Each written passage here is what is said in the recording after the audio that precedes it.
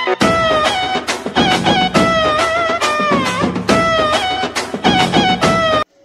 बंधुरा welcome back to my channel Sripana Mandal Bengali ब्लगे तुम्हारे जानाई स्वागत।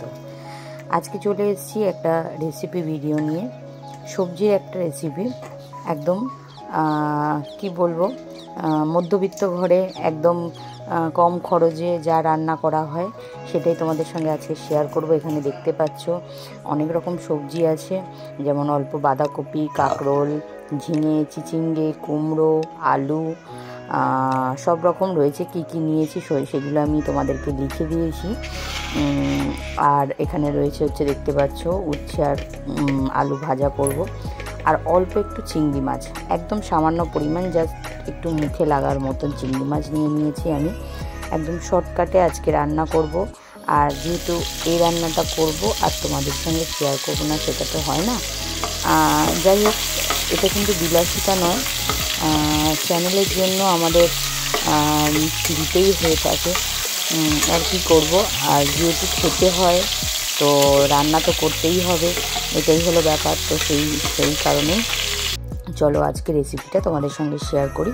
অল্প সামান্য একটুখানি কড়াইয়ের মধ্যে পেঁয়াজ দিয়ে দিয়েছি আর আগেই চিংড়ি মাছটা হালকা করে ভেজে তুলে নিয়েছি। তো দেখতেই পাচ্ছ তারপরে দিয়ে দিয়েছি কাঁচা লঙ্কা আর অল্প একটু নুন দিয়ে আমি ভালো করে পেঁয়াজগুলোকে লাল লাল করে ভেজে নেব। আর সব থেকে বড় কথা হচ্ছে এই রান্নাটা একদম করতে পারো, খুব ভালো টেস্ট হয়। মানে সবজির তরকারি সবজিও খাওয়া হয় আর তার সঙ্গে থাকে একটু চিংড়ি মাছ, তাতে গন্ধও আসে। তো যাই হোক সবজির তরকারি তো আমার খুবই ভালো লাগে, তো তাই জন্য ভাবলাম তোমাদের সঙ্গে শেয়ার করি রেসিপিটা। আশা করি তোমাদের সবার ভালো লাগবে। আর আমার নতুন বন্ধুরা যদি আমার চ্যানেলটা দেখে থাকো তাহলে প্লিজ আমার চ্যানেলটা সাবস্ক্রাইব করে আমার পাশে থেকো আর বেল বাটনটা বাজিয়ে দিও যাতে নতুন ভিডিও পোস্ট করলে নোটিফিকেশান তোমাদের কাছে আসে। আর আমার পুরনো বন্ধুদের জন্য অনেক অনেক ভালোবাসা আর নতুন বন্ধুদের জন্য আগাম অনেক ভালোবাসা। তো যাই হোক পুজো তো এগিয়ে আসছে, কিন্তু পুজো বলে আমার কাছে কিছু নেই, তো তাই জন্য আমি কোনো পুজোর ব্যাপারে কোনো কিছুই বলতে চাই না। তো যেটা নয় সেটার ব্যাপারে বলতে চাই না, যেটা চলছে সেটাই বলতে চাই। আর দিয়ে দিয়েছি দেখো একটু আদা। এবার ভালো করে মশলাটা কষিয়ে নেব একটুখানি। এবছর না মন ভালো আছে না শরীর ভালো আছে না কোনো কিছুই ভালো আছে। তো যাই হোক খুব খারাপ পরিস্থিতির মধ্যে দিয়ে চলছি। আর সব থেকে বড় কথা একটা জিনিস কি বলো তো, খারাপ পরিস্থিতির মধ্যে দিয়ে চলতে চলতে না অনেক কঠোর হয়ে যাচ্ছি। আর কঠোর হয়ে যাওয়া খুবই দরকার, মানুষকে চেনা খুব দরকার। এখনকার জীবনে সত্যি কথা বলতে মানুষকে চেনা দরকার খুব, সে নিজেরই হোক বা পরের। পরের মানুষ কষ্ট দিলে অতটাও কষ্ট লাগে না, কিন্তু নিজের মানুষরা কষ্ট দিলে না খুব কষ্ট লাগে। তো যাই হোক এখন যে শক্ত হতে শিখছি, হয়তো আর কোনো দিন শক্ত হতে হতে একদিন পাথর হয়ে যাব, সেই পাথর আর কেউ ভাঙতে পারবে না। তো যাই হোক সামনে পুজো আর আমি অনেক কঠিন কঠিন ভাষা বলে ফেলছি হয়তো কিছুটা মনের দুঃখে কষ্টে, আর কি বলবো। তো যাই হোক দেখো এবার আমি সবজিগুলোকে একের পর এক দিয়ে দিচ্ছি। তোমরা আমার বন্ধুরা যারা আছো তারা কিন্তু সবাই খুব মজা করো, পুজোতে আনন্দ করো আর ভিডিও পোস্ট করো, তোমাদের ভিডিওর আশায় থাকবো। তো এবারে দেখো ভালো করে আমি একটু নাড়াচাড়া করে নিচ্ছি। মানে এই যেগুলো দিয়েছি সব রকমই সবজি দেখতে পাচ্ছ তোমরা, আর বেশ কালারফুলও লাগছে। এবার ভালো করে একটু নাড়াচাড়া করে এবার আমি একটু নুন দিয়ে এটাকে ঢাকা দিয়ে দেব।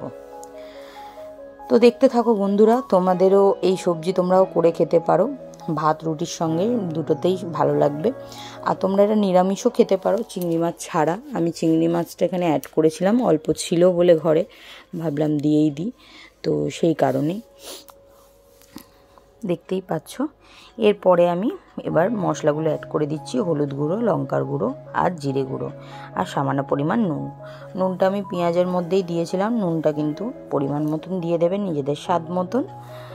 তো এবার ভালো করে মশলাটাকে আমি ভালো করে নাড়িয়ে নেব, নাড়িয়ে নিয়ে আমি এটাকে ঢাকা দিয়ে দেব। কারণ আমি কিন্তু এখানে জল কোনো ইউজ করব না, এই সবজি থেকেই যা জল বেরোবে সেই জলেই কিন্তু রান্নাটা কমপ্লিট হবে। তো সুন্দর একটা রেসিপি, আর যারা সবজি খেতে পছন্দ করো তাদের জন্য তো একদম পারফেক্ট। তো করে খেতে পারো তোমরা।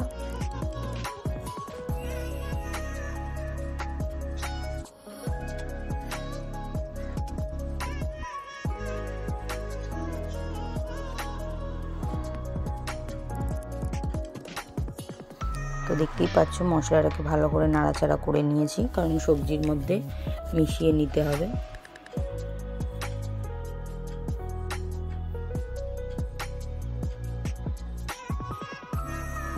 এবারে আমি এটাকে ঢাকা দিয়ে দিয়েছি। এবার ঢাকা দিয়ে হতে থাকবে। সবজির থেকে জল বেরিয়ে দেখো অনেকটাই সেদ্ধ হয়ে গেছে সব সবজিগুলো, কিন্তু এখনও কিন্তু হয়ে ওঠেনি। এরপর আমি চিংড়ি মাছগুলো অ্যাড করে দিলাম, আর চিংড়ি মাছগুলো একদম হালকা করে আমি ভেজেছি। এবারে ভালো করে আবার একটু নাড়াচাড়া করে আবার কিছুক্ষণের জন্য ঢাকা দিয়ে রেখে দেবো।